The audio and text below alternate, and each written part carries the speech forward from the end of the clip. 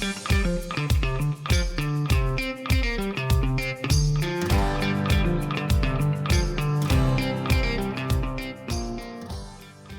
we're back out here at the property this weekend. The name of the game this weekend is going to be some maintenance. I got a little bit of a gremlin on my side-by-side, so I got to look into finding out. Well, I'm not even going to bother looking into it because it's probably some small little gremlin somewhere. But when it sits in the shipping container for a week or so, the battery can run itself dead and then doesn't want to start. So I'm not exactly made of money, but I opted to go with this shut-off. This must be the cheap knockoff version because this is currently on, even though it says off. When I click it to on, it's off. Tested it with a test meter. So I guess I can lock it on instead of locking it off. And it's got a slotted connection, so it's not like I can turn the handle to make it work. So anyway, this is what we'll be using. I'm going to be putting it on the ground side. And I think where we're going to mount it, it's going to be right here on this wheel well. Now don't judge.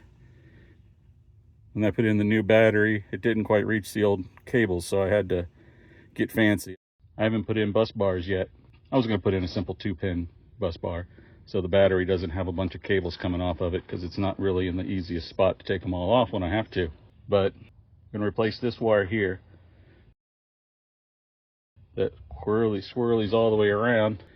It's long enough to come all the way over to the shutoff, and then from the shutoff it'll go back to the battery, and that should take care of that. I looked at the winch lines because I was a little leery about putting the winch through this cutoff, but they say that the shutoff is good for like 500 amps, and so my thought process is, if it's a cheap knockoff, it might get 50% capacity, which is 250. And from what I have read, my size winch at full beans is only pulling maybe 250 amps. So I don't think it's going to be that big of an issue. One, I rarely use the winch. Most of the time I end up tying off to something and backing up with the vehicle or using a block and tackle. Well, as Derek would say, a guy's making things happen. So here's some updates so far.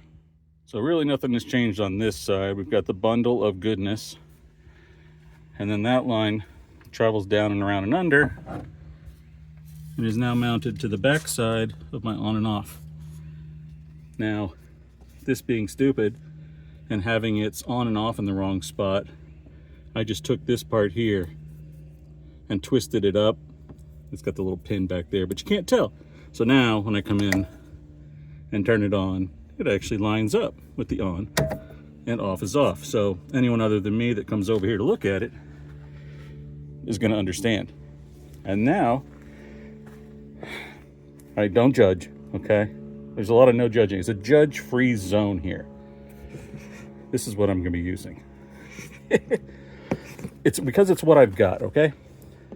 I didn't feel comfortable using this welding wire over here. I felt it was too close to what the winch line was, and I just wanted a little more oomph. So I went with this, which is upside down. So read it upside down. Single out.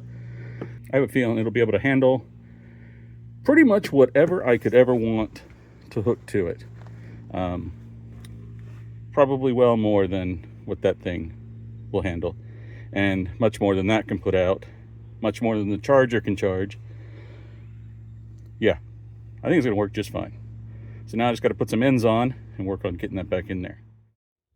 All right, one monster cable later, using this cheap crimper. Crimped it a few times just to make sure that it was good and solid. Gave it a couple of yanks, used some of the heat shrink. Let's get it on the machine. All right, well, we're all done. Still charging it though, but here's my monster cable. Spent the last half hour looking for a washer to go up there. Come to find out, after half an hour looking, we found a whole bag of washers. So it's adjusted. I click this. Now the machine's alive. Again, this is a judge-free zone. That's a lot of wires. A lot of those will be shortened and cleaned up. It's temporary, right? Temporarily permanent. But we're good to go. In case anyone's curious, this is starred in a few videos. This is an Intimidator. They're made in good old Arkansas. Yes, I know it's Arkansas. It's their GC1K. This is a 2018 model, so it's showing its age. But works for us. The bed has been used for everything from gravel to dirt to tools. And we found out that with my big butt in here, along with a full load of dirt,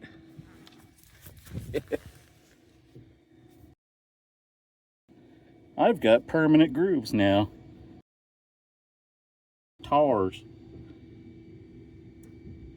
Yep. So that's what happens when you sit down on them. We were driving down the road with a load of dirt, trying to fill in some holes in the road. And all of a sudden, smoke started billowing into the cab, and I thought I'd thrown a belt or some other crazy thing. Come to find out, we just had too much weight in it.